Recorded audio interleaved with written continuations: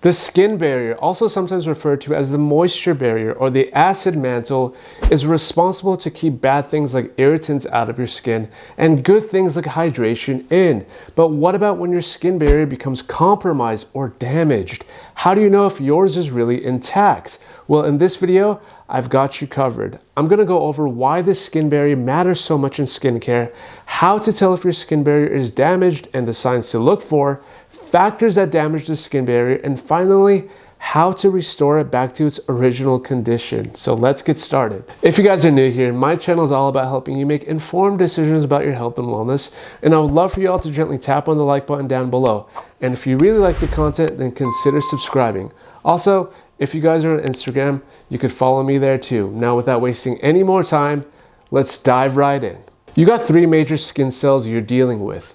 Keratinocytes, which are your main skin cell that gives you those natural oils, ceramides, and cholesterols, kind of like being the glue for your skin. Melanocytes, which produce melanin and give the skin its tone, and Langerhans cells, which provide immune protection against germs. You need these three cells to work effectively at all times to keep a functioning skin barrier possible. Because just as it is important to keep pollutants out of the skin barrier also helps to hold onto natural moisture by preventing transepidermal water loss. Because without it, your skin will lose elasticity, become dry, rough, and flaky, leading to a vulnerable skin barrier, which is what we want to avoid. And how can you tell if your skin barrier is damaged in the first place? That's always a good place to start. Well, the first is if your skin looks dehydrated and dry, if you have chronic skin irritation, your rosacea and eczema isn't controlled, or if your skin constantly itches, or if you have a delayed wound healing. Those are some of the signs that we're speaking of. And speaking of eczema and rosacea though, it's super important to get these conditions under control first and treat them as well, because constant increases in inflammation compromises the lipid barrier of the skin and then puts you in this vicious cycle, which is being one step forward and then two steps back. This is also true with adult acne and psoriasis. All these factors can be considered as a contributor to a compromised skin barrier.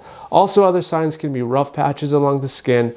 And a big one is if you're experiencing stinging, especially when you're applying your products, especially those that are tailored for sensitive skin. You want to pay attention to how products sit on top of your skin. Do they react? Do they sting? Does your skin turn red after a product? It's always good to take note and listen to how your skin responds to new products. Now, let's say you've got the inflammatory conditions in check, but you still have signs of a damaged skin barrier. What do you do? What are some of the offending agents that you need to avoid? Because there's no point to treat it without first identifying what will counteract all the hard work you're putting in to keep the barrier intact in the first place, right? Which is why the first mistake is overusing your exfoliants. You all remember that time when microbeads were in and those little balls of plastic that rubbed on your skin? If you're still using those, please switch to a better exfoliant.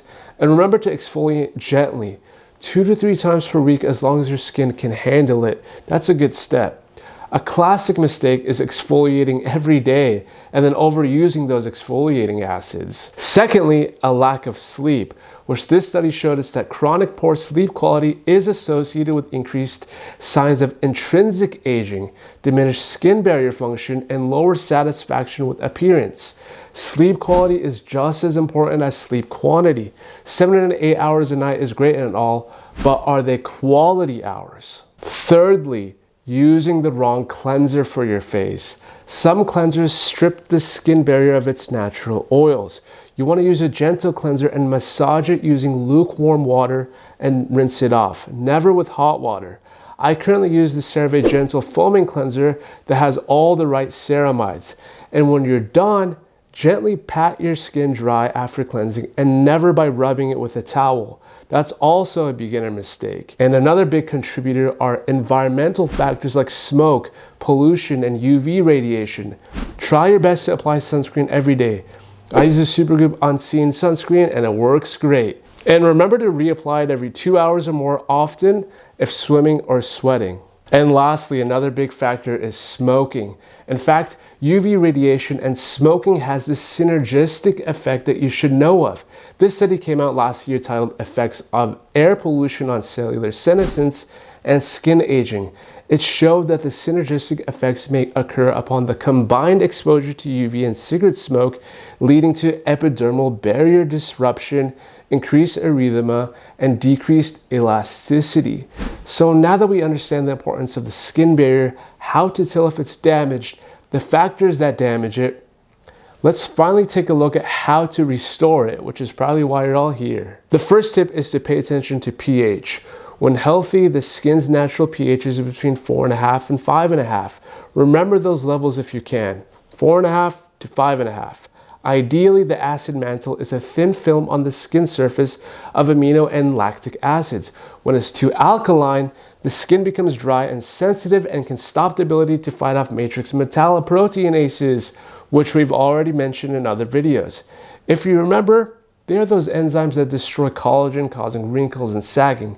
Most soaps and cleansers have a higher pH, are more alkaline, and can strip the natural oils from your skin. So while you're in the repair process, opt only for products that are best for sensitive skin and have a pH that is close to your own skin. The second tip is to use a multifaceted moisturizer. Some of the best moisturizers have a combination of emollients and humectants. But speaking of humectants like hyaluronic acid, and I will make a video on this separately, if you live in an area with low humidity, 30% or less, the hyaluronic acid will draw moisture from your skin, leading to dryness. This is what creates a paradoxical effect, in which case your moisturizer ends up causing the dryness.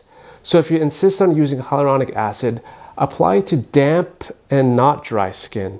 A good moisturizer for this, if you're looking for one with retinol, and this isn't sponsored, is the Paulas Choice Barrier Repair Moisturizer that has squalane to increase hydration, or the CosRx Snail Mucin 92% Repair Cream, which uses snail secretion filtrate, and of course no snails are harmed in the process, which has worked tremendously for some, which you can pick them up in the description box down below. And lastly, third tip to repair the skin barrier is to take care of yourself.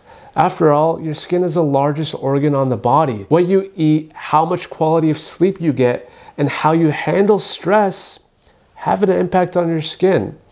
There is evidence to suggest what is called the brain-skin connection, which isn't talked about enough, since the recent research has confirmed skin both as an immediate stress perceiver and as a target of stress responses. This is why psoriasis and atopic dermatitis flare-ups happen when we're stressed out. It's an interesting field of research, and I'm excited to see where it goes. So in the meantime, find ways to help you control your stress, even if it's 30 minutes of exercise a day, tending to your spirituality, taking care of a pet, journaling, and trying out forest bathing, which is essentially just hanging out in the woods and breathing the forest air. These are all ways that may indirectly help restore your skin barrier that you may never have even thought of. Let me know what your thoughts are down below. I'm more curious to hear from you. In the meantime, click that subscribe button if you found any value in this video. And until then, guys, I'll see you on the next one.